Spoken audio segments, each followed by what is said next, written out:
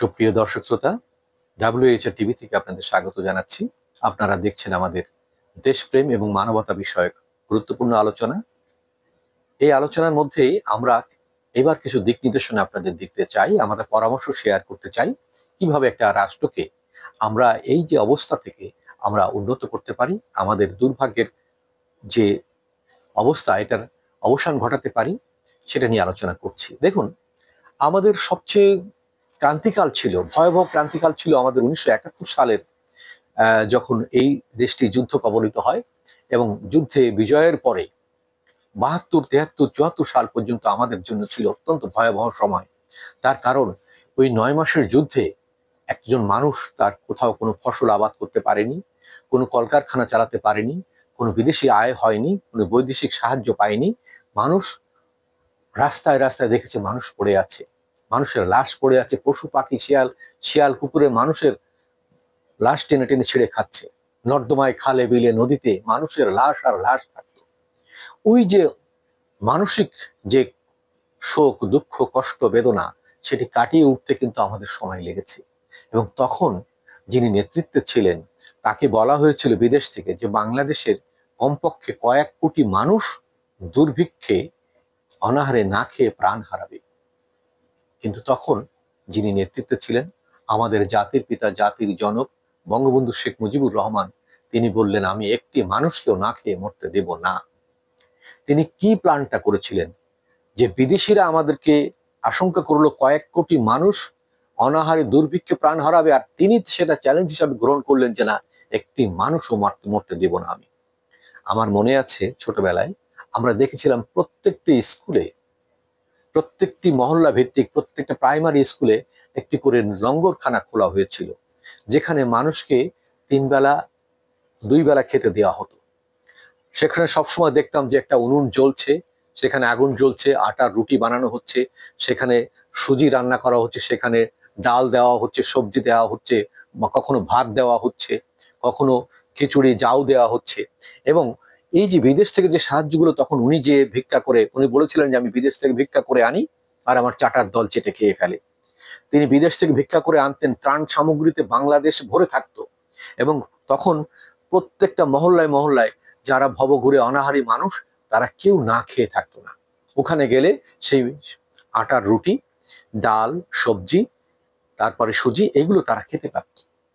এবং বিদেশ থেকে তিনি রিলিফে কাপড় নিয়ে আসছিলেন, অনেক কাপড়, পুরোনো কাপড়, আমরা নিক্সন মার্কেট বলি আজকে, এই পুরোনো কাপড় বাংলাদেশে কিন্তু আসা শুরু করলো তখন।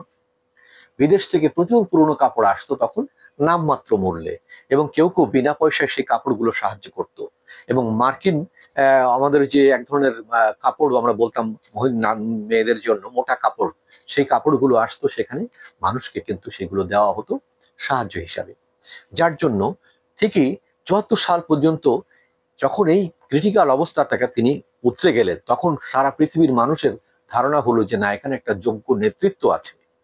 আমি কারো নিন্দা প্রশংসা করছি না, আমি বলতে চাচ্ছি যে একটা যোগ্য নেতৃত্ব আছে বলেই এত মানুষ মরার আশঙ্কা আমরা করেছিলাম যে এদের দেশে তো কোনো ফসল নেই, উৎপাদন নেই, কলকারখানা নেই, রাস্তাঘাট, যোগাযোগ ব্যবস্থা সব ধ্বংস হয়ে গেছে, তাহলে এরা বাঁচবে কি করে? নিশ্চিত মারা যাবে, স্বাভাবিক।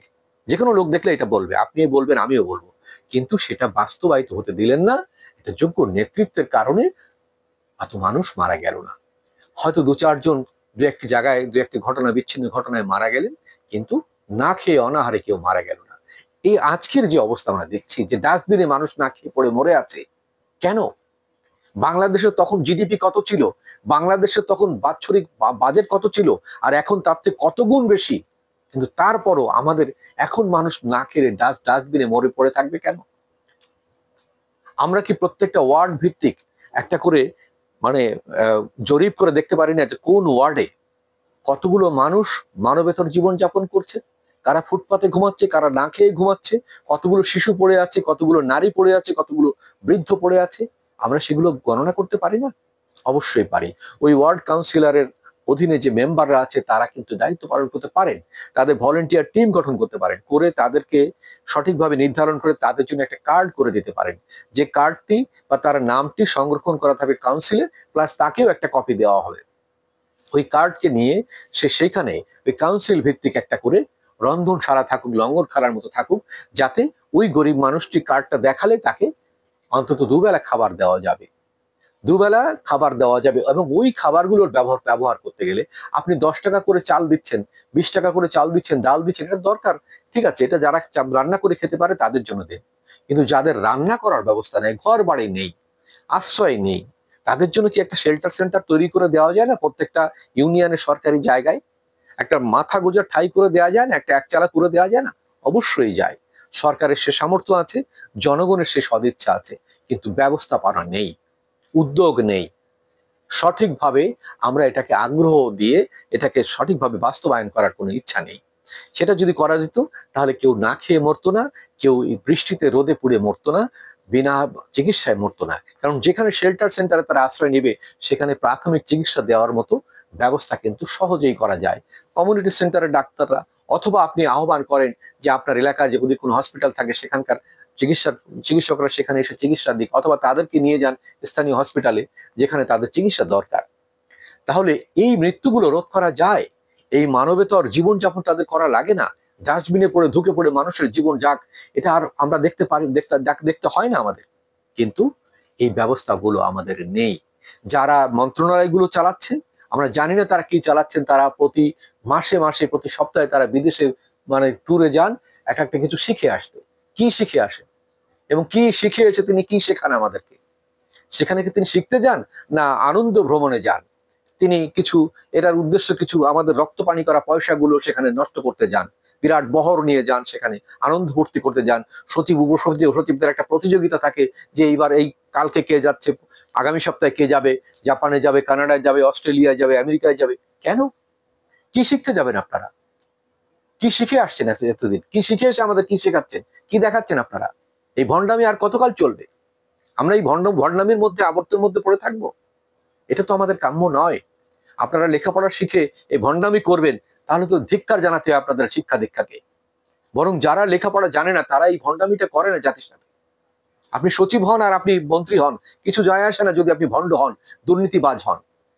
আপনি নিকৃষ্ট ওই সাধারণ মানুষের চেয়ে, খেটে খাওয়া মানুষের চেয়ে, যে জাতির সাথে ভণ্ডামি করে না, যে জাতির সাথে মিথ্যাচার করে না, যে জাতির সাথে দুর্নীতি করে সম্পদের পাহাড় গড়ে তোলে না।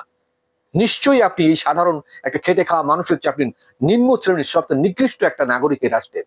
আপনার দ্বারা রাষ্ট্র ক্ষতিগ্রস্ত। আপনি সেই নিজেকে প্রশ্ন করুন, ধিক্কার জানান নিজেকে।